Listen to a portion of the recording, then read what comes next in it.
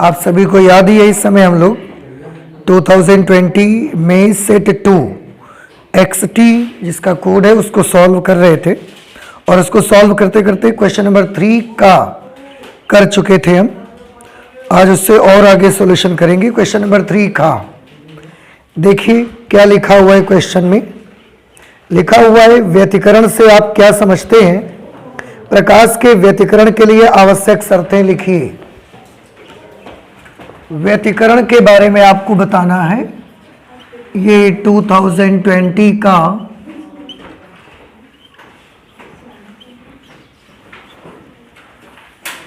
दूसरा सेट है XT। तो आपका जो क्वेश्चन है क्वेश्चन नंबर 3 का, उसमें लिखा है व्यतिकरण से आप क्या समझते हैं और उसके आगे लिखा है प्रकाश के व्यतिकरण के लिए आवश्यक शर्तें भी लिखिए। पहले तो आपको ये बताना है कि व्यतिकरण का क्या मीनिंग होता है और इसके बाद प्रकाश के व्यतिकरण के लिए जो नेसेसरी कंडीशंस हैं कि वो कंडीशन जब फुलफिल करेंगे तो इंटरफेरेंस लाइट का हो पाएगा, नहीं तो इंटरफेरेंस नहीं होगा। तो वो चीज़ें आपको बतानी है। तो उसके लिए पहले ही, ताकि आपका टाइम कम लगे, हमने लिख के रखा हुआ है क्वेश्चन नंबर 3 का उत्तर व्यतिकरण। व्यतिकरण आपने पढ़ा हुआ है, जब इसका आपको लेसन पढ़ाया गया था उस समय सारी डिटेल आपको करके दिखाई गई है। तो अगर आप बहुत डिटेल में आप समझना चाहते हैं तो आप अपने वो पुराने वीडियोस देख सकते हैं। फिलहाल तो हमने व्यतिकरण के बारे में यहाँ पर बताया हुआ है, जिसे अंग्रेजी में इंटरफेरेंस भी बोला जाता है, इंटरफेरेंस ऑफ लाइट। ठीक है, इंटरफेरेंस ऑफ लाइट में क्या होता है कि इसमें ये प्रकाश को तरंग, प्रकाश का एक कैरेक्टर है ये कि वो लाइट में हमको इंटरफेरेंस दिखाई देता है। क्या होता है उसके बारे में हमने लिखा है, मैं पढ़ के सुनाता हूं, आप देखिए। लेकिन जब किसी माध्यम में समान आवृत्ति की दो प्रकाश तरंगे, समान आवृत्ति की दो प्रकाश तरंगे, एक ही माध्यम होगा, दो प्रकाश की तरंगे होंगी और उनकी आवृत्ति बराबर होगी। लेकिन ये एक बहुत आवश्यक शर्त है, आवृत्ति उनकी बराबर होनी चाहिए। दो प्रकाश तरंगे एक साथ एक ही दिशा में संचरित होती हैं तो उनके अध्यारोपण से माध्यम में एक परिणामी तरंग उत्पन्न हो जाती है। जब दो समान आवृत्ति की तरंगे एक साथ और एक ही दिशा में संचरित होती हैं तो उनके बीच में सुपरपोजिशन होता है और सुपरपोजिशन से एक परिणामी तरंग उत्पन्न हो जाती है, जिसके फल स्वरूप माध्यम के कुछ बिंदुओं पर परिणामी तरंग की तीव्रता बहुत अधिक पाई जाती है। आप जो पर्दा लगाएंगे सामने उनके, उस पर्दे के कुछ पॉइंट ऐसे होते हैं जहां पर प्रकाश की तीव्रता बहुत ज्यादा मिलती है हमको, और कुछ पॉइंट्स ऐसे होते हैं जहां पर प्रकाश की तीव्रता बहुत कम मिलती है, लगभग 0 मिलती है। कुछ बिंदुओं पर बहुत कम अथवा शून्य रहती है। इस घटना को व्यतिकरण कहा जाता है। तो व्यतिकरण क्या होता है उसके लिए बस इतना सा आपका बताना सफिशिएंट है। इसी में आपने देखा कि जिन बिंदुओं पर प्रकाश की तीव्रता अधिकतम होती है उन बिंदुओं पर हुए व्यतिकरण को संपोषी व्यतिकरण कहा जाता है, कंस्ट्रक्टिव इंटरफेरेंस। और जिन बिंदुओं पर प्रकाश की तीव्रता बहुत कम अथवा शून्य रहती है उन बिंदुओं पर हुए व्यतिकरण को विनाशी व्यतिकरण कहते हैं, डिस्ट्रक्टिव इंटरफेरेंस बोला जाता है उसको।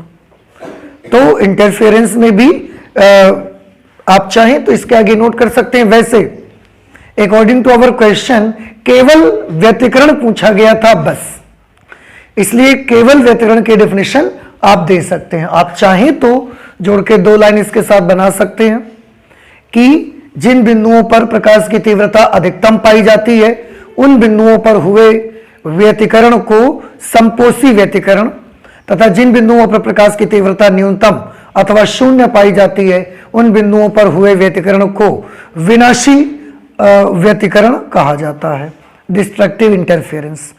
उसी के साथ इसमें एक क्वेश्चन और जुड़ा हुआ था कि प्रकाश के व्यतिकरण के लिए आवश्यक शर्तें लिखिए। तो प्रकाश के व्यतिकरण के लिए आवश्यक शर्तें क्या है, यहां पर कम से कम 5 कंडीशंस हमने लिखी हुई हैं। आपको ये सारी कंडीशन याद रखनी है। सबसे पहली कंडीशन है कि प्रकाश के दोनों स्रोत, दो तरंगे चाहिए ना, तो दो सोर्स चाहिए हमको। प्रकाश के दोनों स्रोत एक दूसरे से अत्यंत निकट होने चाहिए। जो लाइट के सोर्सेज होने चाहिए वो एक दूसरे से बहुत नजदीक होने चाहिए। आपने यंग का डबल स्लिट एक्सपेरिमेंट देखा हुआ था, जिसमें ऐसा बनाया गया था और आगे एक पर्दा लगाया गया था। तो लाइट का एक जो ये सोर्स है S1, लाइट का एक source S2, they should be very close to each other. वो एक दूसरे के बहुत नजदीक रहने चाहिए, अत्यंत निकट होने चाहिए। ठीक है, तो एक तो ये कंडीशन आपकी होनी चाहिए। दूसरी कंडीशन, प्रकाश के दोनों स्रोतों से निकलने वाली तरंगों के बीच कलांतर स्थिर रहना चाहिए। प्रकाश की जो दो तरंगे होंगी उनके बीच कला का अंतर कितना भी हो उससे कोई फर्क नहीं पड़ता। कला का अंतर कितना है इससे फर्क नहीं पड़ता, वो π/2 का हो, π/3 हो, π/4 हो, कला का अंतर कुछ भी हो दोनों तरंगों के बीच, लेकिन कला का अंतर जो भी है वो लगातार उतना ही रहना चाहिए। ऐसा नहीं होना चाहिए कि पर्दे के किसी बिंदु पर हमने देखा कि पर्दे के इस बिंदु पर दोनों इंटरफियरिंग वेव्स के बीच का फेज डिफरेंस अभी π/3 है, एक सेकंड के बाद हमने देखा π/4 हो गया इसी जगह पर, फिर एक सेकंड के बाद देखा इसी जगह पर π/6 हो गया। ये नहीं होना चाहिए, बस ये नहीं होना चाहिए। इसके अलावा जो एक पॉइंट है उस पॉइंट पर जितनी देर इंटरफेरेंस होगा कला का अंतर सेम रहेगा। अभी π/4 है, after 1 second it is again π/4, after 1 second it is π/4, it is π/4। हमेशा जितना भी हो वो सेम रहना चाहिए, उसको बदलना नहीं चाहिए। थर्ड नंबर, दोनों तरंगों की तरंग दैर्घ्य अथवा आवृत्तियां बराबर होनी चाहिए। तरंग दैर्घ्य मतलब लैम्डा और आवृत्ति फ्रीक्वेंसी। दोनों स्रोतों से जो तरंगें निकलती हैं, इन दोनों स्रोतों से निकलने वाली तरंगों के बीच इनकी, इस तरंग की और इस तरंग की, दोनों की तरंग दैर्घ्य यानी कि वेवलेंथ्स और दोनों की फ्रीक्वेंसीज आपस में इक्वल चाहिए, आपस में बराबर रहना चाहिए, तभी आप सस्टेन्ड इंटरफेरेंस देख सकते हैं, नहीं तो इंटरफेरेंस का पैटर्न आपको नहीं दिखेगा। और तरंगों के बीच कलांतर स्थिर रहना चाहिए, यह सबसे इंपॉर्टेंट कंडीशन है। और इसी को कहते हैं कि प्रकाश स्रोत कला संबद्ध होने चाहिए। ठीक है, कला संबद्ध प्रकाश स्रोत कैसे प्रकाश स्रोत होते हैं? जिनसे जब तरंगे निकलें तो उनके बीच कलाओं का अंतर हो चाहे जितना, लेकिन जितना भी है वो फिक्स रहना चाहिए, बदलना नहीं चाहिए। फोर्थ नंबर, दोनों तरंगों के आयाम बराबर अथवा लगभग बराबर होने चाहिए। जो ये दो व्यतिकारी तरंगे यहां से निकलेंगी, एक इस सोर्स से और एक इस सोर्स से, दोनों व्यतिकारी तरंगों के आयाम, पहली बात तो हमको बिल्कुल बराबर ही चाहिए। अगर एक अच्छा इंटरफेरेंस पैटर्न आपको देखना है तो आयाम हमें बराबर चाहिए, लेकिन अगर बराबर नहीं भी है तो बहुत बड़ा अंतर नहीं होना चाहिए, लगभग बराबर चाहिए। फिर हमको लगभग बराबर होने चाहिए, बहुत ज्यादा डिफरेंस हो जाएगा, इंटरफेरेंस पैटर्न आपको बहुत बेस्ट पैटर्न नहीं दिखेगा। नेक्स्ट एंड लास्ट पॉइंट, दोनों प्रकाश स्रोत अत्यंत संकीर्ण होने चाहिए। ये जो प्रकाश के स्रोत हो ये बहुत संकरे रहने चाहिए, बहुत बड़ा बड़ा इसमें हमको ओपनिंग नहीं बनानी है। स्लिट्स जो, इसीलिए उनको स्लिट बोला जाता है, स्लिट, रेखा छिद्र। और रेखा छिद्र क्या होता है कि जैसे आपने बायोलॉजी की एक स्लाइड ली, उस पर काला पेंट किया हुआ, बायोलॉजी की एक स्लाइड काला पेंट किया हुआ लिया, उसके बाद आपने ब्लेड लिया, ब्लेड, ब्लेड तो आप जानते हैं, जैसे ये ब्लेड हो मान लिया, वैसे ये स्केल है, मान लिया ये ब्लेड है, तो ब्लेड को आपको कैसा चला देना है? बस ऐसा चला देना है, इस पे ऐसा रख के ऐसा चला देना है। तो बायोलॉजी की स्लाइड में ब्लैक कलर का पेंट लगा है और बस ऐसा चला दोगे, तो जैसे ही ऐसा चलाओगे तो एक रेखा छिद्र बन जाएगा, लाइन वाला एक छिद्र बन जाएगा, वहां का पेंट कट जाएगा। बात समझ आ रही है आपको? तो वो रेखा छिद्र जो बनेगा उस रेखा छिद्र में से वो ओपनिंग होगी, वहां से लाइट बाहर निकलेगी। लाइट बाहर अगर निकलेगी तो वैसा सोर्स हमको चाहिए, उतना संकरा सोर्स हमको चाहिए। तो दोनों प्रकाश स्रोत बहुत ही संकीर्ण होने चाहिए। They should be very very narrow light sources. So these are the some points which are very necessary conditions for the interference of light। ठीक है, इस तरह से क्वेश्चन नंबर 3 खा को भी हमने कंप्लीट कर लिया। नेक्स्ट और आगे चलते हैं, क्वेश्चन नंबर 3 के गा में चलेंगे। ठीक है, तो क्वेश्चन नंबर 3 गा मैं पहले पढ़ता हूं, उसके बाद हम उसको देखते हैं कैसे करा जाएगा। गा नंबर पे लिखा है गोलाकार चालक की त्रिज्या 9 सेंटीमीटर है। एक गोला है हमारे पास, कंडक्टर है, वो कंडक्टिंग स्फीयर। तो गोलाकार चालक है और वो गोलाकार चालक की त्रिज्या 9 सेंटीमीटर है। इसकी धारिता तथा उस आवेश की गणना करिए। आपको गोलीय चालक की धारिता की भी गणना करनी है और उस आवेश की गणना करनी है जिससे इसका विभव 1000 वोल्ट हो जाए। ये दो चीजें आपको कैलकुलेट करके निकालनी है। ओके, चलिए सॉल्व करते। So this is a numerical, और न्यूमेरिकल के लिए सबसे पहले हम ये करेंगे कि जो चीजें हमको गिवन है उनको नोट करेंगे हम। मैं पढ़ता हूं, आप फिर से एक बार गौर से देखिए। एक गोलाकार चालक की त्रिज्या 9 सेंटीमीटर है। एक गोलाकार चालक है हमारे पास, उसकी जो रेडियस है वो 9 सेंटीमीटर है। रेडियस को r से लिखेंगे and it is 9 centimeter. We want to convert this into meter. Okay, very good. तो हम कैसे कर सकते हैं? 9 into 10 to the power minus 2 meter.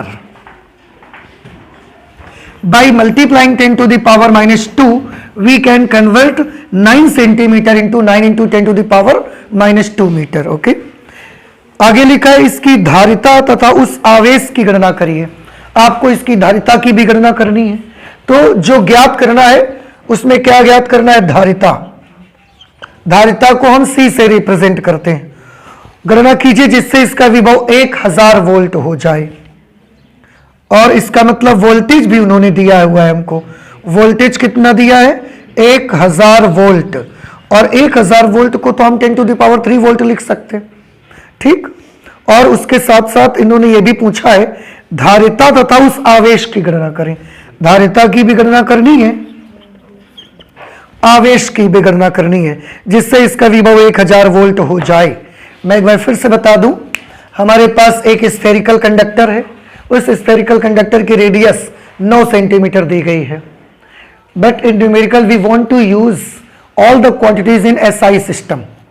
हम सारी राशियों को एसआई सिस्टम में यूज करना चाहते हैं, तो हमने 10 to the power minus 2 से मल्टीप्लाई करा के मीटर में कन्वर्ट कर दिया इसको।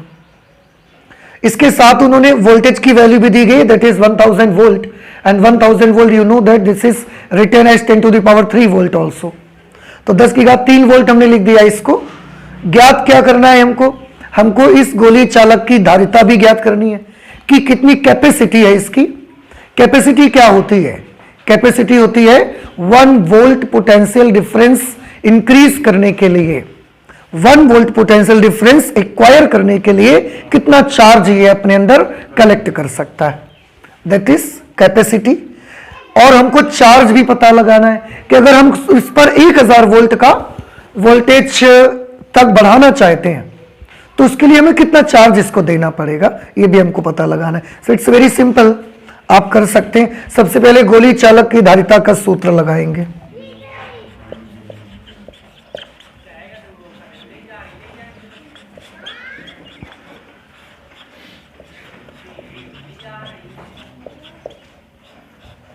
गोलीय चालक की धारिता के लिए एक फॉर्मूला है 4 पाई एप्सिलॉन नॉट आर, ये फॉर्मूला होता है। अब इस पे वैल्यूज अप्लाई करिए आप। अगर आप इस पर वैल्यूज अप्लाई करेंगे, आप सभी बच्चों को याद होगा कि वैसे तो 1/4 पाई एप्सिलॉन नॉट की वैल्यू होती है 9 × 10 to the power 9। याद है सभी को कि 1/4 पाई एप्सिलॉन नॉट की वैल्यू होती है 9 इंटू 10 टू द पावर 9, लेकिन ये तो 4 पाई एप्सिलॉन नॉट है, तो इसको उल्टा कर देंगे फिर हम, और यहां लिख देंगे 1 upon 9 into 10 to the power 9।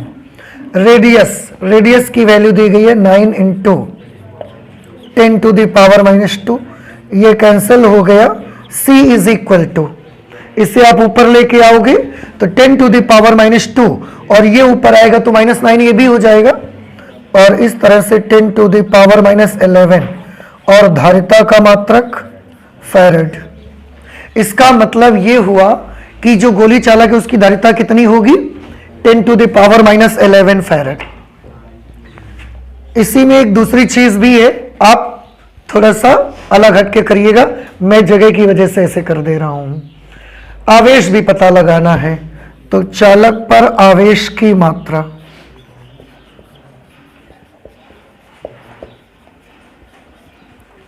चालक पर आवेश की मात्रा आप सभी जानते हैं, Q is equal to CV। C की जगह पर हमने लिखना है 10 टू द पावर -11, और V की जगह 10 टू द पावर 3। आप जैसे ही सॉल्व करेंगे 10 to the power -11 plus 3, this will become 10 to the power -8, और इसको क्या लिखेंगे, कूलॉम। ठीक है, तो गोली चालक की धारिता कितनी आई, 10 टू द पावर -11 फैराड।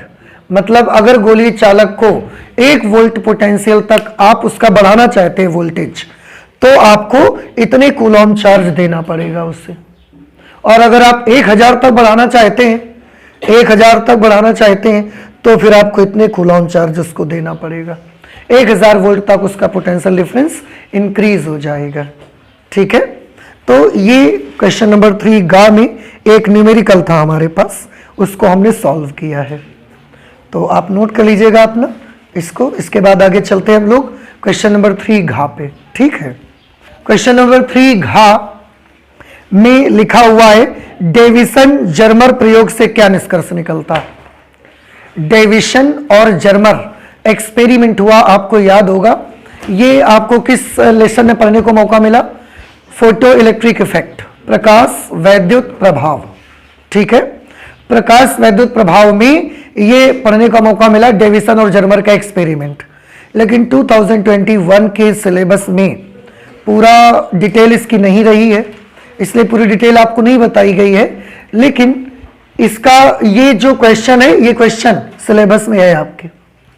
इसमें रिजल्ट की केवल हम बात करते हैं कि डेविसन और जर्मर ने जो एक्सपेरिमेंट किया उसका रिजल्ट क्या निकला, उससे क्या कंक्लूजन निकला, उससे क्या निष्कर्ष निकलता है, क्या पता लगता है हमको, वो चीज आपके सिलेबस में है। तो क्वेश्चन है कि डेविसन तथा जर्मर के प्रयोग से क्या निष्कर्ष निकलता है। तो देखिए क्या लिखा गया है, डेविसन जर्मर प्रयोग से निष्कर्ष। डेविसन और जर्मर ने जो एक्सपेरिमेंट किया उससे जो निष्कर्ष निकलता है उसकी बात कर रहे हैं। डेविसन जर्मर प्रयोग से यह निष्कर्ष निकलता है कि विकिरण की तरह इलेक्ट्रॉन भी तरंग प्रकृति प्रदर्शित करता है। इससे पहले हमने ये पढ़ा कि जो रेडिएशन होता है उसके पास वेव नेचर होता है, और वेव नेचर को लेकर हमने व्यतिकरण, विवर्तन, ध्रुवण, इन सबको एक्सप्लेन किया गया। ध्रुवण 2021 में नहीं था तो आपको पढ़ने को नहीं मिला। अदरवाइज वेव नेचर मान करके रेडिएशन का हमने इन घटनाओं की व्याख्या की। इसके बाद जब लाइट का एक और घटना हमको देखने को मिली जिसका नाम था प्रकाश वैद्युत प्रभाव, तो तरंग मानकर, रेडिएशन को तरंग मानकर हम उसको एक्सप्लेन ही नहीं कर पाए। उसके लिए हमें एक अलग थ्योरी बनानी पड़ी कि रेडिएशन जो होता है, जो लाइट होती है, उसका पार्टिकल नेचर होता है, और रेडिएशन के पार्टिकल का नाम फोटोन रखा गया था। तो डी ब्रोगली ने जब ये देखा कि रेडिएशन के ड्यूअल नेचर दिखाई देता है, एग्जिबिट करता है ड्यूअल नेचर, वो एक तो वेव नेचर, दूसरा पार्टिकल नेचर, दोनों नेचर को माने बगैर हम एक्सप्लेन नहीं कर सकते लाइट के सारे कैरेक्टर्स को। तो डी ब्रोगली ने ये देखा कि लाइट 2 प्रकार के नेचर एग्जिबिट करती है, वेव नेचर और पार्टिकल नेचर। अब उनके मन में ये स्ट्राइक हुआ कि अगर ये पूरी की पूरी दुनिया भी तो दो ही चीजों से मिलकर बनी हुई है, एक तो मटेरियल और दूसरा रेडिएशन। अब उसमें से नेचर ने रेडिएशन को दो प्रकार के नेचर दिए हुए हैं, वेव नेचर और पार्टिकल नेचर। तो ऐसा नहीं हो सकता कि उसने मटेरियल को दो नेचर ना दिए हों, क्योंकि नेचर लव्स सिमेट्री, नेचर सममितता पसंद करता है, इसलिए मटेरियल को भी उसने दोनों गुण दिए होंगे। पार्टिकल नेचर तो दिया ही है, जरूर ऐसा होगा कि उसने कौन सा नेचर दिया होगा, वेव नेचर। लेकिन इसको प्रूफ कैसे करते हैं हम, उसके लिए हुआ था डेविसन जर्मर एक्सपेरिमेंट। और जब डेविसन जर्मर एक्सपेरिमेंट हुआ उसके बाद यह प्रूव हुआ कि जो रेडिएशन है, जो लाइट है, उसी की तरह इलेक्ट्रॉन, इलेक्ट्रॉन क्या है, मटेरियल, पार्टिकल है एक, तो प्रकाश की तरह इलेक्ट्रॉन भी तरंग प्रकृति प्रदर्शित करता है। यानी कि जब इलेक्ट्रॉन मूव करता है तो ऐसे सीधा गोली जैसे नहीं चलता, तीर जैसे नहीं चलता, वो कैसे चलता है, वो ऐसा वेव जैसे चलता है। ये डेविसन और जर्मर के एक्सपेरिमेंट से क्लियर हुआ, निष्कर्ष निकला। इस प्रकार डी ब्रोगली की परिकल्पना को भी सपोर्ट मिला, क्योंकि डी ब्रोगली ने ये बताया, और डी ब्रोगली की जो हाइपोथेसिस थी उसको सपोर्ट करने के लिए ही डेविसन जर्मर का एक्सपेरिमेंट हुआ था, जिसमें डी ब्रोगली ने बताया था कि पदार्थ की भी द्वैत प्रकृति होती है। और इस तरीके से प्रूफ करके दिखाया डेविसन और जर्मर ने अपने एक्सपेरिमेंट में कि वाकई में material has also both the natures, particle nature and wave nature. Okay, so this is your question number 3 घा। इसी में अथवा में एक न्यूमेरिकल लगा हुआ है, तो उसको भी करते हैं। क्वेश्चन नंबर 3 घा है अथवा वाला भाग। उसमें एक ये फिगर बना के दिया गया है बेटा, ये फिगर बना हुआ है और क्वेश्चन मैं पढ़ता हूं, आप सुन लीजिए। लिखा क्या है, लिखा है चित्र में दिखाए संधारित्र में संचित ऊर्जा ज्ञात करिए। इस चित्र में कहीं ना कहीं एक संधारित्र शो किया गया है, उसमें कितनी एनर्जी कलेक्ट कर सकता है वो, या कितनी एनर्जी कलेक्ट होगी, ये आपको पता लगाना है। ठीक है, ये देखिए, ये कैपेसिटर है और इसकी धारिता कितनी है, 2 माइक्रोफैरड इसका कैपेसिटेंस है, इसकी धारिता है। यहां पर ये 3 प्रतिरोध लगे हैं, 2 ओम, 3 ओम, 5 ओम के, और चित्र में ये दिखाई दे रहा है कि I is equal to 2 ampere. यहां पर करंट फ्लो हो रही है और ये करंट कितनी है, 2 एम्पियर की करंट है। ठीक है, तो ये चित्र देखकर ही आपको कैलकुलेशन करना है कि इसमें कितनी एनर्जी स्टोर होगी, वो आपको पता लगाना है। एनर्जी का स्टोरेज, एनर्जी का स्टोर बड़ा आसान है। कैसे पता लगाते हैं कि कैपेसिटर में कितनी एनर्जी स्टोर हुई है, उसके लिए एक फॉर्मूला, बड़ा फेमस फॉर्मूला आपने पढ़ा है, half CV², 1/2 C into V²। अगर आपको एनर्जी स्टोर्ड एनर्जी पता लगानी है, that how much energy is stored inside the capacitor, between the plates of capacitor, तो you will have to know about the C and V। आपको धारिता और voltage दोनों पता रहने चाहिए, तभी तो आप 1/2 CV² का फॉर्मूला 1/2 CV² का फॉर्मूला लगा पाओगे। तो 1/2 CV² का सूत्र लगाने के लिए आपको कौन सी 2 चीजें चाहिए, C चाहिए और V चाहिए। अब हमने फिगर में देखा तो हमारे पास C तो ऑलरेडी है, C के लिए हमको कोई प्रॉब्लम नहीं है, C हमारे पास है। अब अगर हमारे पास C है तो हमारे पास क्या नहीं है, अभी भी V नहीं है। So we want to calculate this potential difference across the plates of this capacitor. इस संधारित्र की दोनों प्लेट्स के बीच हम धारिता वोल्टेज पता लगाना चाहते हैं, पोटेंशियल डिफरेंस पता लगाना चाहते हैं। कैसे पता लगाएंगे, थोड़ा ध्यान से देखिए। इसमें ये जो करंट आ रही है, ये करंट इन्होंने दिखाया नहीं है, नहीं तो ये करंट डीसी करंट होगी। ये कौन सी करंट होगी, डीसी करंट। और अगर ये डीसी करंट है तो डीसी करंट को कैपेसिटर अलाउ करता है क्या, थोड़ा सा सोच कर बताइए कि डीसी करंट को कैपेसिटर अलाउ करेगा क्या, नहीं करता। किसको अलाउ करता है, एसी को। Very good. तो अगर ये डीसी करंट है तो ये करंट यहां से ऐसे आएगी, यहां पर इसको पता लगेगा कि मेरे जाने के दो रास्ते हैं, एक रास्ता ये आगे भी जा सकती है और एक रास्ता ये यहां से भी आ सकती है, ठीक है। लेकिन ये डीसी करंट किधर से जाना पसंद करेगी? आगे वाले रास्ते से। यहां से ऐसे आएगी, यहां से ऐसे आएगी, यहां से ऐसे आएगी और फिर यहां चली जाएगी। ये रास्ता इसको क्यों पसंद नहीं आएगा? क्योंकि इस रास्ते पर लगा एक कैपेसिटर और कैपेसिटर डीसी के मार्ग में अनंत प्रतिरोध अप्लाई करता है, infinity resistance. Infinity resistance apply करता है मींस कैपेसिटर जो होता है वो इतना ज्यादा अपोज करता है कि कैपेसिटर वाले रास्ते से डीसी करंट पास ही नहीं होती, वो बहेगी नहीं करंट।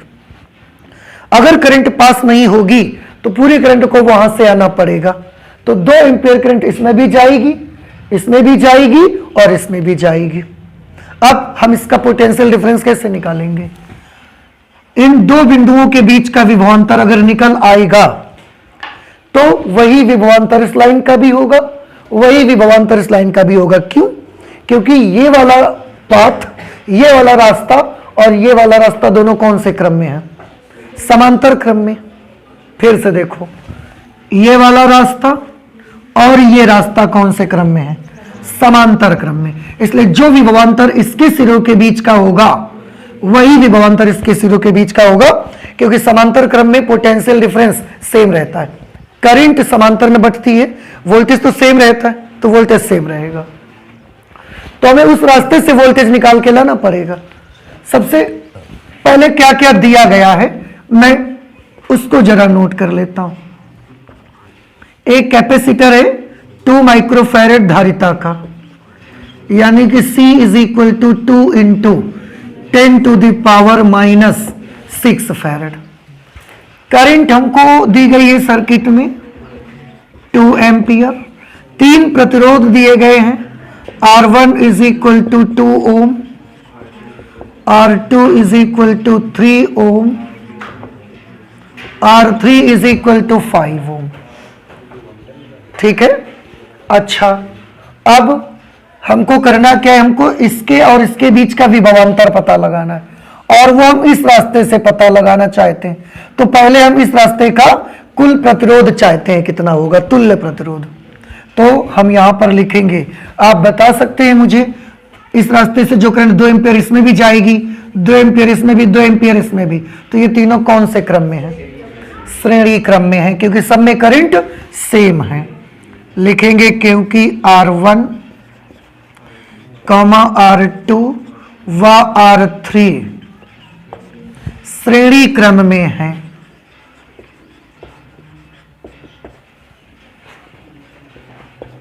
श्रेणी क्रम में है यदि इनका तुल्य प्रतिरोध, यदि इनका तुल्य प्रतिरोध R हो तब।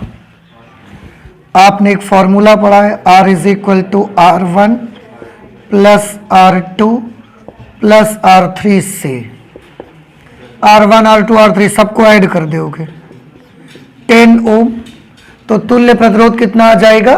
10 ओम। ठीक है। इन पॉइंट्स को कुछ नाम दे देते हैं हम, P और Q नाम रख देते हैं। अब बिंदुओं P व Q के बीच विभवांतर, अब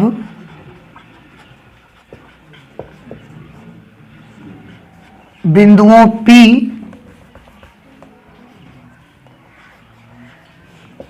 व Q के बीच विभवांतर, बिंदु P और Q के बीच विभवांतर निकालोगे VPQ, क्योंकि इन्हीं दो बिंदुओं के बीच में तो ये जुड़ा हुआ है सर्किट। विभवांतर निकालेंगे आप तो उसके लिए सूत्र लगाएंगे I मल्टीप्लाइड बाई R, और R भी कौन सा? P से Q तक का प्रतिरोध। तो V from P to Q is equal to I is 2 ampere, R PQ की वैल्यू कितनी है? 10 ओम। इस तरीके से बिंदु P और Q के बीच का विभवांतर 20 वोल्ट आ जाएगा। अब P और Q के बीच का विभवांतर अगर 20 वोल्ट है इस रास्ते का, तो P और Q के बीच का विभवांतर 20 वोल्ट होगा इस रास्ते का भी। क्यों? वेरी गुड, क्योंकि दोनों रास्ते आपस में समांतर क्रम में हैं और समांतर क्रम में वोल्टेज सेम रहता है। इसका मतलब इस रास्ते का वोल्टेज भी 20 ओम है, इस रास्ते का वोल्टेज 20 ओम है, मींस संधारित्र की प्लेटों के बीच का विभवांतर 20 ओम का है। और अब तो हम बड़ी आसानी से निकाल सकते हैं। इसलिए संधारित्र में संचित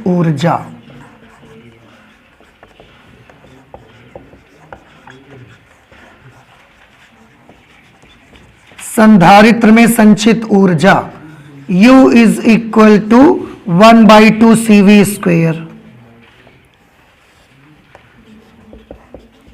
तो 1/2 C की जगह पर 2 × 10⁻⁻6 V स्क्वेयर, 20 का स्क्वायर कर देंगे। 20 का स्क्वायर क्या आएगा? 400। 2 से 2 कैंसिल हो गया। 400, 100 का 10⁻² आएगा, वो इसमें ऐड कर दीजिए। तो 4 × 10⁻⁻4 और एनर्जी है, इसका यूनिट क्या होगा? जूल। इस तरह से ये आंसर आपको मिलेगा कि जो संधारित्र यहां पर लगा हुआ है उसमें कितनी एनर्जी स्टोर होगी। वो एनर्जी होगी 4 × 10⁻⁻4 जूल के बराबर एनर्जी स्टोर होगी। क्या ये न्यूमेरिकल आपको समझ नहीं आया? तो याद रखें, डीसी को कैपेसिटर अलाउ नहीं करता, इसलिए वोल्टेज इधर से निकालेंगे और क्योंकि दोनों रास्ते समांतर में हैं तो जो वोल्टेज इसके सिरों के बीच का आएगा वही वोल्टेज इसके सिरों के बीच का रहेगा और उससे एनर्जी कैलकुलेट कर सकते हैं फिर आप। तो ये हमने न्यूमेरिकल लगा दिया। क्वेश्चन नंबर 3 घा का अथवा वाला भाग कर दिया। इसके बाद आ जाते हैं नेक्स्ट क्वेश्चन हमारा, क्वेश्चन नंबर 4। क्वेश्चन नंबर 4 का में जब आप देखेंगे तो लिखा हुआ है एंड गेट का प्रतीक चिन्ह, बूलियन व्यंजक तथा सत्यता सारणी बनाइए। तो 2021 में लॉजिक गेट्स तो है नहीं, तो इसको छोड़ दीजिए, आप आगे बढ़ जाइए। 4 खा में देखेंगे, ये रेडियो एक्टिविटी से क्वेश्चन है और रेडियो एक्टिविटी भी हमारे सिलेबस में नहीं है, तो उसको भी हमने छोड़ दिया। और आगे आ जाते हैं 4 गा। मैं क्वेश्चन पढ़ता हूं, आप ध्यान से सुनिए। लिखा है वैद्युत परिपथ के लिए किरचॉफ का नियम लिखिए और इसकी व्याख्या कीजिए। इलेक्ट्रिक सर्किट के लिए किरचॉफ्स रूल लिखना है आपको। इसमें ये थोड़ी सी गलती है कि वैद्युत परिपथ के लिए किरचॉफ का नियम लिखिए, जबकि वैद्युत परिपथ के लिए किरचॉफ के नियम होते हैं। या तो इनको बताना चाहिए था कि वैद्युत परिपथ के लिए किरचॉफ का कौन सा नियम लिखें, धारा नियम लिखा जाए या वैद्युत परिपथ के लिए किरचॉफ का वोल्टेज नियम लिखा जाए। There is something mistake here, there is something misprint here, कि वो क्लियर नहीं हो पा रहा है क्वेश्चन में कि हमको क्या करना चाहिए। अब जब क्लियर नहीं हो पा रहा है तो जाहिर सी बात है हम तो दोनों चीजें करेंगे। ये तो बड़ा सिंपल सी चीज है, हमारा पहले भी हमारे धार्मिक ग्रंथों में भी दिखाया जाता रहा है। हनुमान जी को जब क्लियर नहीं हुआ कि कौन सी संजीवनी बूटी है तो पूरा पहाड़ उठा के लाना पड़ा उनको, है कि नहीं। अब आज हम लोगों को क्लियर नहीं हो रहा है कि वैद्युत परिपथ से रिलेटेड किरचॉफ का कौन सा रूल लिखना है। मुझे किरचॉफ्स करंट रूल लिखना है कि किरचॉफ्स वोल्टेज रूल लिखना है। So at that situation it will be very necessary that you will have to write down both the rules of Kirchhoff's circuital law. जो किरचॉफ के सर्किट से related laws है ना, फिर दोनों आपको लिखने पड़ेंगे। वैसे क्वेश्चन को देखकर कहीं ना कहीं मन में ये भी आता है कि कोई एक ही नियम पूछना चाह रहे थे वो, लेकिन नहीं लिखा तो क्या करा जाए। चलिए मैंने लिख दिया दोनों को। वैद्युत परिपथ के लिए किरचॉफ के नियम, ठीक है। आप सभी को मालूम है कि वैद्युत परिपथ के लिए किरचॉफ के कितने नियम हैं? 2 नियम हैं। वैद्युत परिपथ के लिए किरचॉफ का एक नियम है, प्रथम नियम, जिसे बोलते हैं धारा नियम। संधि नियम भी इसे बोला जाता है और शॉर्टकट में केसीएल भी इसको बोलते हैं लोग। क्यों? Kirchhoff's current rule, Kirchhoff's current law, ठीक है। क्या होता है किरचॉफ्स करंट लॉ? मैं बहुत ज़्यादा टाइम वेस्ट नहीं करना चाहूंगा इस पे, क्योंकि ये बड़े फेमस लॉज रहे हैं। अगर आप बहुत डिटेल करना चाहते हैं तो इसकी जो बेसिक वीडियोस बने हैं उनमें आप देख सकते हैं जा करके। मैं सीधे सीधे नियमों का उल्लेख करना चाहता हूं बस। क्या है नियम में? धारा नियम में ये बताया किरचॉफ ने कि किसी वैद्युत परिपथ की किसी संधि पर, संधि किसको बोलते हैं? जंक्शन, जहां पर दो से ज्यादा वायर एक दूसरे से कनेक्ट हों, ठीक है। तो किसी वैद्युत परिपथ की किसी संधि यानी कि जंक्शन पर मिलने वाली समस्त वैद्युत धाराओं का बीजगणितीय योग सदैव शून्य होता है।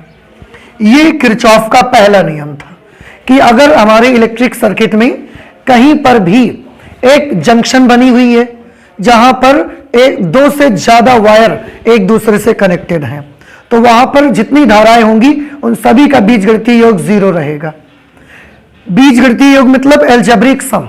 एल्जेब्रिक सम कैसा सम होता है? जिसमें हमको निशान सहित लेना रहता है, चिन्ह के साथ में करंट को लेना पड़ेगा। अब करंट का चिन्ह हम क्या बनाएंगे? प्लस बनाएंगे कि माइनस बनाएंगे? ये हमारे लिए एक प्रॉब्लम है। तो करंट का चिन्ह हम ऐसे डिसाइड करते हैं, क्योंकि जंक्शन में आप देखेंगे दो तरह की करंट्स आपको मिलेंगी।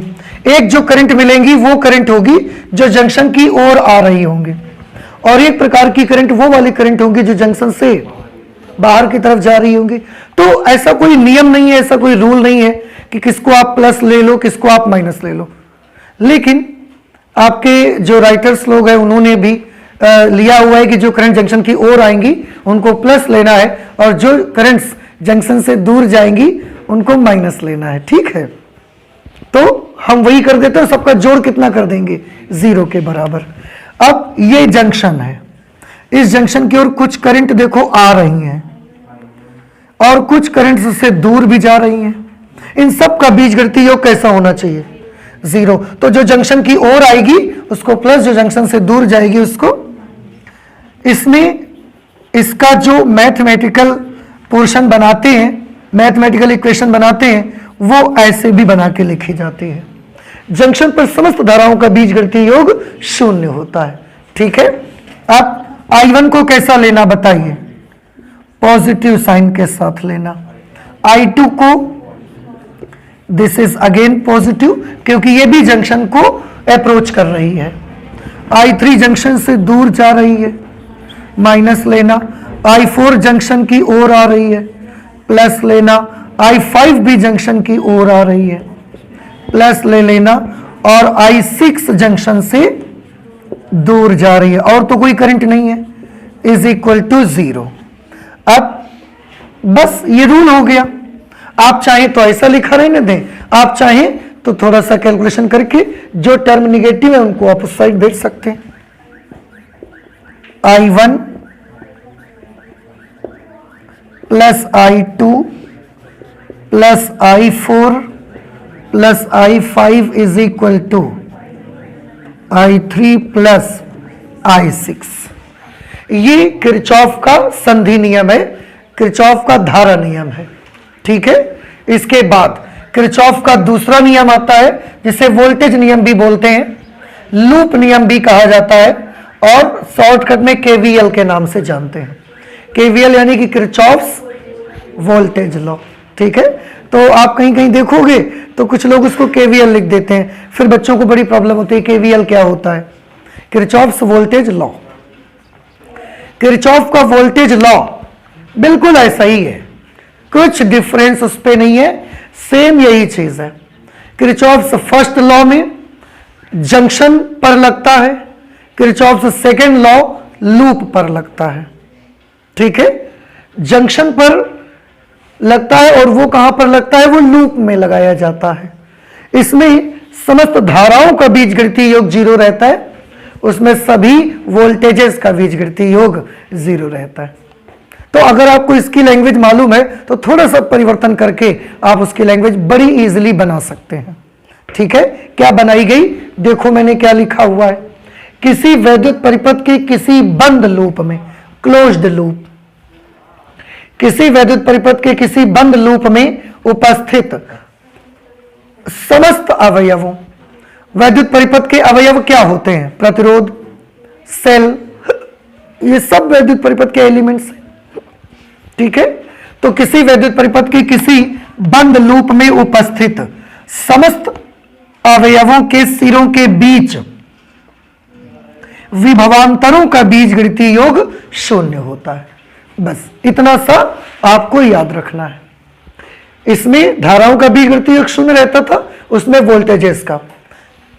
लूप रूल की लैंग्वेज इतनी सारी तरीके से बनती है कि आप जो भी नई बुक देखेंगे उसमें अलग अलग तरीके की लैंग्वेज का इस्तेमाल हो सकता है, लेकिन मैंने वो लैंग्वेज बताई है जो बेसिक लैंग्वेज है, जो किरचॉफ ने रूल जब बनाया उस समय उन्होंने वो लैंग्वेज यूज की हुई थी, और ये सबसे इजी लैंग्वेज है। फिर से एक बार कि किसी वैद्युत परिपथ के किसी बंद लूप में उपस्थित समस्त अवयवों के सिरों के बीच विभवांतरों का बीजगणितीय योग 0 होता है। ठीक है, अब उसके लिए इसमें जो मैथमेटिकल स्टेप बनाई जाती है वो sigma v is equal to 0। लेकिन इसकी थोड़ी इक्वेशंस बनाने में बच्चों को थोड़ी सी प्रॉब्लम का सामना होता है, लेकिन अगर आप सारी चीज अच्छे से समझ जाते हैं तो उसमें भी कोई प्रॉब्लम आपको नहीं होती है। अब आप देखिए, मैं आपको बताता हूं, आपने जब इसका लेसन पढ़ा हुआ था उस समय जब ये रूल बताया गया था तो आपको इसके साथ एक चीज और बताई गई थी, कैलकुलेशन की डायरेक्शन, कि इसमें कैलकुलेशन की एक डायरेक्शन लोगे और वो डायरेक्शन या तो क्लॉकवाइज होगी और या तो आप कौन सी डायरेक्शन लेना पसंद करेंगे? तो आंसर है चाहे जो ले लो, लेकिन अगर करंट की डायरेक्शन लेते हो तो ज्यादा सुटेबल रहता है आपके लिए। ठीक है, ये हमारे पास एक कॉम्प्लेक्स सर्किट है, इसमें एक सेल ये लगी हुई है, इसका विद्युत वाहक बल E1 है, एक सेल यहां लगी है, इसका विद्युत वाहक बल E2 है। ये सेल का positive negative positive negative, 3 resistances लगे हुए इसमें R1 R2 और R3 चित्र के अनुसार। इसमें जो करंट फ्लो होगी वो कैसे होगी आप देख सकते हैं। सेल के पॉजिटिव टर्मिनल से करंट निकलेगी, मान लिया कि ये वाली सेल से करंट जो निकलती है वो I1, यहां आकर ये करंट I1 यहां पर भी आ जाएगी, यहां पर भी तो सेल है और इसका पॉजिटिव टर्मिनल इस तरफ है, इससे भी कुछ करंट बनेगी I2, और दोनों करंट आके यहां एक दूसरे से मिल जाएंगे।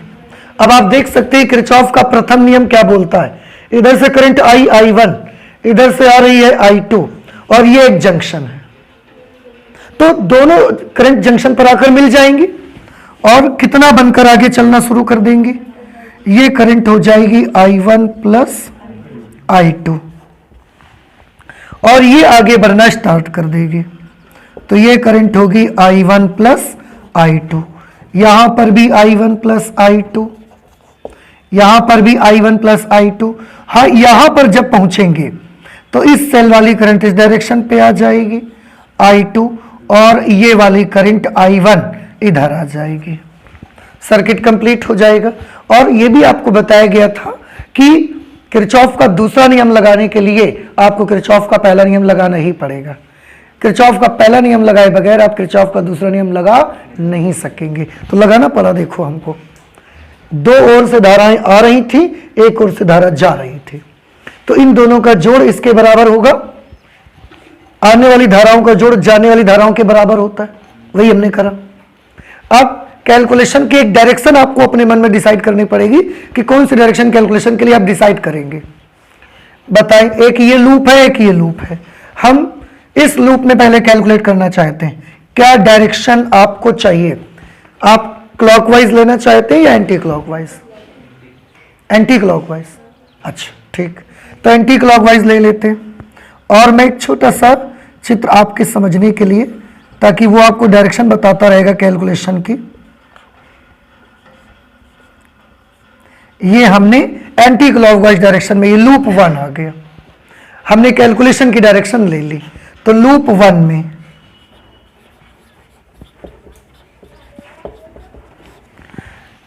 में किरचॉफ का द्वितीय नियम लगाना है। इसमें एक चीज और आपको बताई गई थी, क्या चीज आपको बताई गई थी कि कैलकुलेशन करते वक्त अगर आप सेल के नेगेटिव से पॉजिटिव की ओर चलना तो वोल्टेज कैसा लेना, माइनस की प्लस, माइनस, और अगर आप सेल के पॉजिटिव से माइनस की ओर जाना तो कैसा लेना, पॉजिटिव लेना।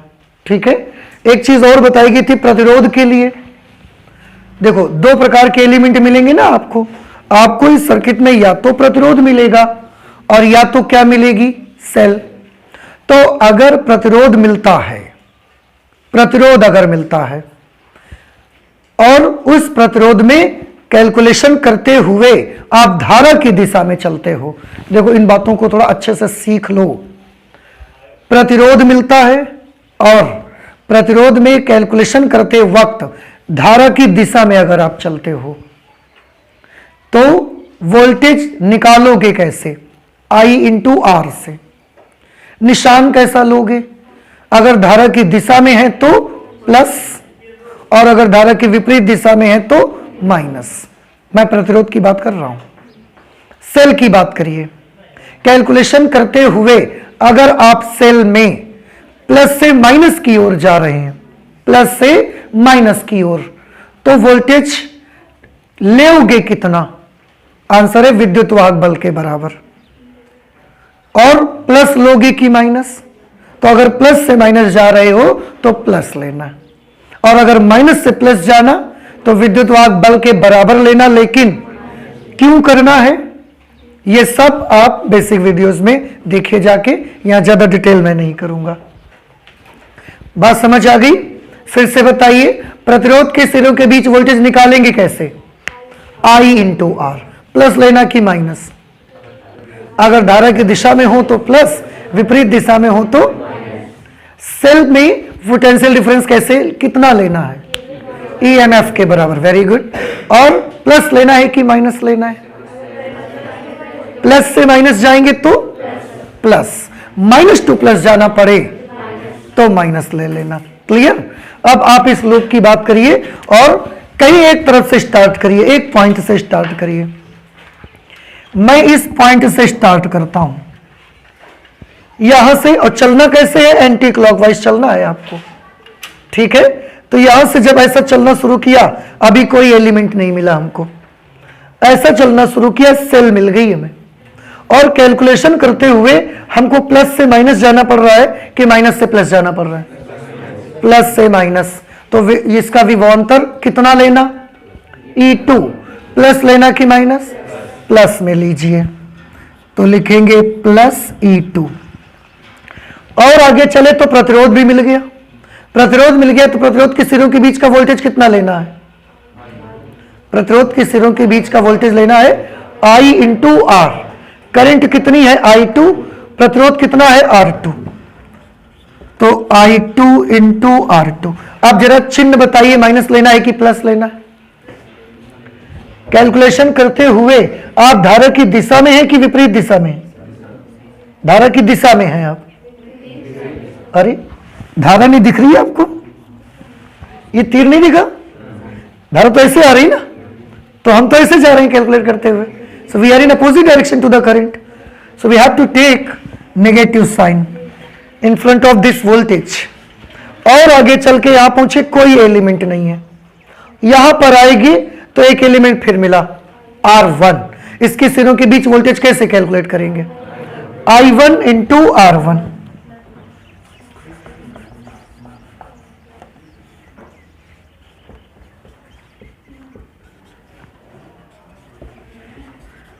I1 into R1। अब इसका निशान बताइए, प्लस लेना कि माइनस, प्लस, क्योंकि कैलकुलेशन करते हुए जिस तरफ हम चल रहे हैं वो इसी तरफ धारा भी चल रही है। So we are in the direction of current, इसलिए हम यहां पर पॉजिटिव साइन लेंगे। और जब आगे आएंगे तो ये क्या मिल गया, सेल मिल गई। और सेल के लिए वोल्टेज कितना लेना, विद्युत वाहक बल के बराबर। प्लस लेना कि माइनस लेना, क्योंकि माइनस से प्लस की ओर आ रहे हैं। और इन सब का बीजगणितीय योग कितने के बराबर होगा, 0 के बराबर होगा।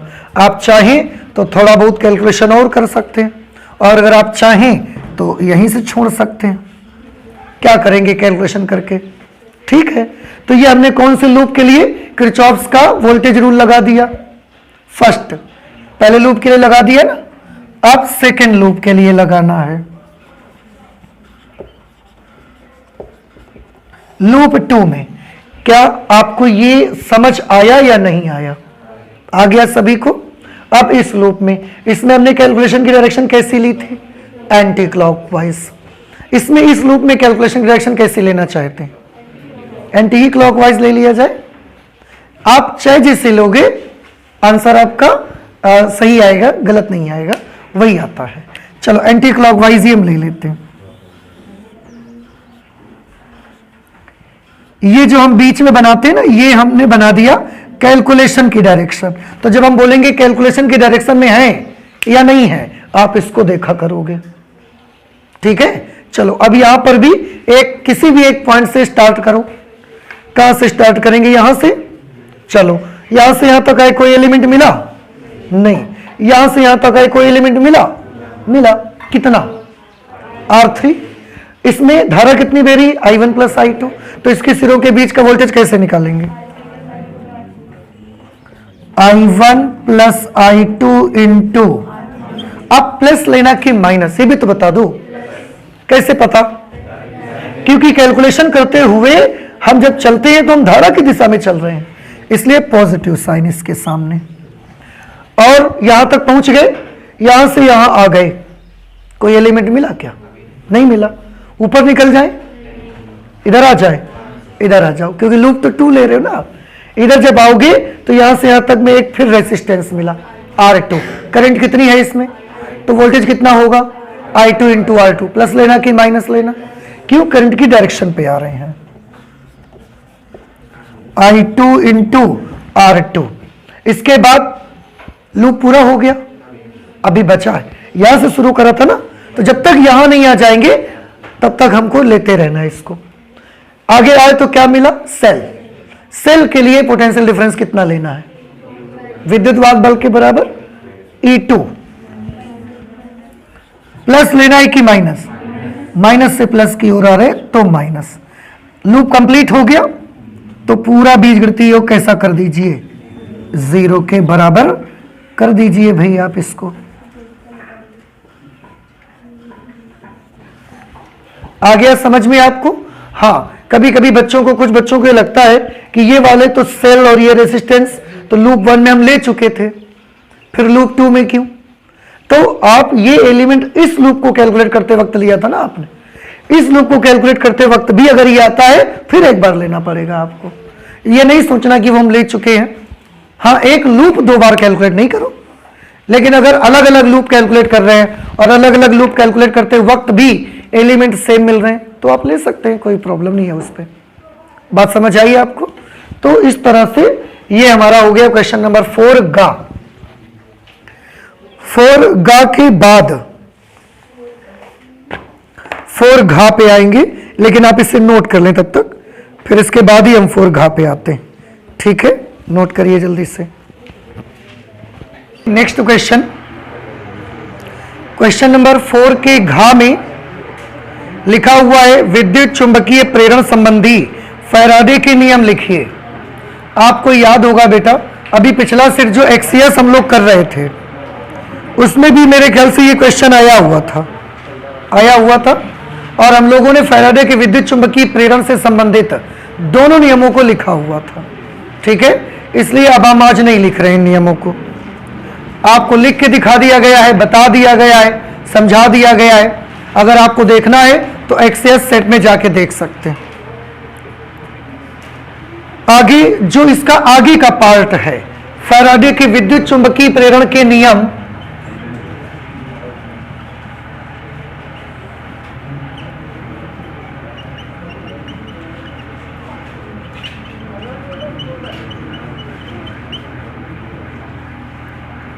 फैराडे के विद्युत चुंबकीय प्रेरण के नियम, इनको आप सभी बच्चे अपने आप से लिखेंगे, डू योर सेल्फ। इसमें एक जो अगला आर्टिकल लगा हुआ है उसके साथ में देख लेता हूं, एक परिनालिका के स्वप्रेरकत्व का सूत्र प्राप्त करिए। एक धारावाही परिनालिका होगी और उसके स्वप्रेरण गुणांक का सूत्र आपको पता लगाना है। ठीक है, तो ये हेडिंग मैं डाल देता हूं,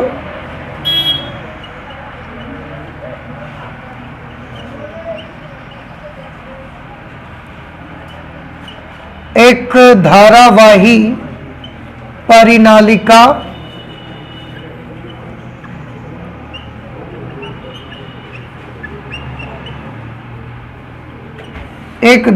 परिनालिका के स्वप्रेरकत्व का सूत्र प्राप्त कीजिए। सूत्र प्राप्त करना, ठीक है। देखिए ये काफी इजी है, आप इसे देख सकते हैं। इसमें मैं एक काम कर लेता हूं, मैं ये एक धारावाही परिनालिका ले लेता हूं, ठीक। इसमें एक बैटरी हमने लगा दी, एक स्विच और करंट को फ्लो कर दिया, तो ये बन गई एक धारावाही परिनालिका, सभी लोगों को मालूम है। इसमें कुछ चीजें हैं जो आपको माननी पड़ेंगी। क्या माननी पड़ेंगी?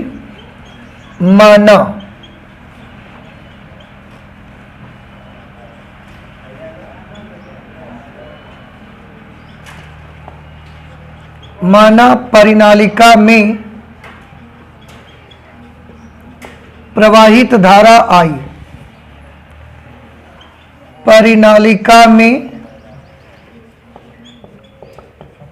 फेरों की संख्या कैपिटल N, परिनालिका की कुल लंबाई स्मॉल l मान लेते हैं, ठीक है। तो इसलिए परिनालिका के भीतर उत्पन्न चुंबकीय क्षेत्र, आप सभी लोग जानते हैं कि परिनालिका के भीतर उत्पन्न चुंबकीय क्षेत्र का जो सूत्र होता है वो होता है mu naught N into I. ये जो स्मॉल n है ये होता है एकांक लंबाई में फेरों की संख्या, और एकांक लंबाई में फेरों की संख्या कैसे निकालते हैं? n क्या है?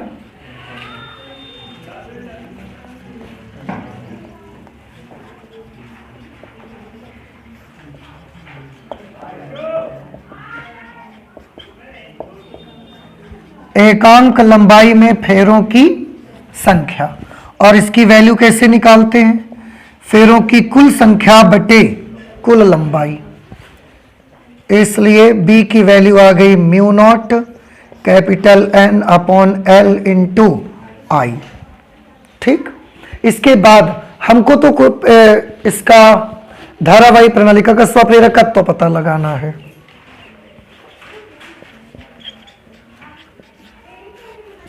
इसलिए धारावाही परिनालिका का स्वप्रेरकत्व, बेटा आपने स्वप्रेरकत्व का एक फॉर्मूला पढ़ा होगा N फाई अपॉन आई, ठीक है, जहां फाई क्या चीज है?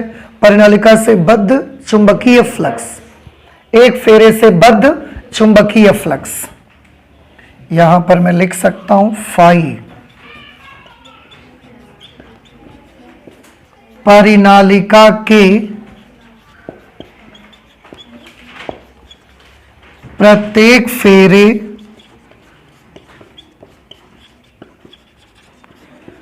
से बद्ध चुंबकीय फ्लक्स, ठीक है। अब आप इनकी वैल्यूज लिख सकते हैं। Therefore L is equal to N की जगह पर N लिखा, I फाई का फॉर्मूला क्या होता है? B इंटू ए, ये फाई का फॉर्मूला होता है। B की जगह पर हम ये वैल्यू अप्लाई कर सकते हैं, तो N upon I into B की जगह लिखेंगे mu naught capital N upon L into I, ये लिख दिया। B की जगह वैल्यू लिख दिया। और आप अगर ये मान लें कि ये जो परिनालिका है इसके प्रत्येक फेरे की रेडियस r है, तो इसके अनुप्रस्थ काट का क्षेत्रफल क्या होगा? पाई आर स्क्वायर। तो एरिया की जगह पर हम क्या लिख देते हैं? पाई आर स्क्वायर। आई से आई कैंसिल कर सकते हैं आप, एल की वैल्यू क्या मिलेगी आपको, देखिए mu naught N square pi R square upon L. इस तरह से ये आ गया धारावाही प्रणालिका के स्वप्रेरकत्व का फॉर्मूला। बात समझ में आई? और इस तरह से आप इसको प्राप्त कर सकते हैं। आई होप कि ये चीज समझ आ गई होगी आपको। तो आज हम लोग एक काम करते हैं, ये कहां तक पहुंच गए हम, चौथे के घ नंबर तक। चौथे के अंगा और उससे आगे भी क्वेश्चन जो है ना वो हम लोग सॉल्व करेंगे, लेकिन अब नेक्स्ट क्लास में करेंगे। तो आज फिजिक्स में इतना ही रखते हैं, चलते मिलते हैं नेक्स्ट क्लास पे। Thank you.